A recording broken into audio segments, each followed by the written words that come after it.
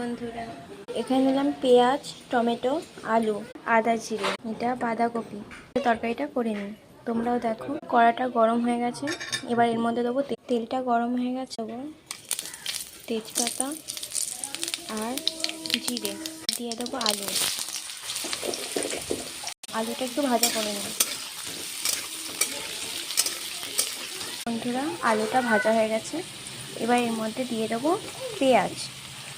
পেঁয়াজটা দিয়ে একটু নাড়াচাড়া করে দেবো। একটু ছোটোটা ভাজা হয়ে গেছে, এবার এর মধ্যে টমেটোটা দিয়ে দেবো। ভাজা হয়ে গেছে, এবার এর মধ্যে দিয়ে দেবো আদা জিরে বাটা। এটা হচ্ছে হলুদ, লঙ্কার গুঁড়ো, নুন, এটা এর মধ্যে দিয়ে দিলাম। মশলাটা কষানো হয়ে গেছে। বাঁধাকপিটা এবার নেড়ে নেড়ে নিচ্ছি মশলাটার সাথে। বন্ধুরা, এটাই হচ্ছে আমার রেসিপি, বাঁধাকপির তরকারি।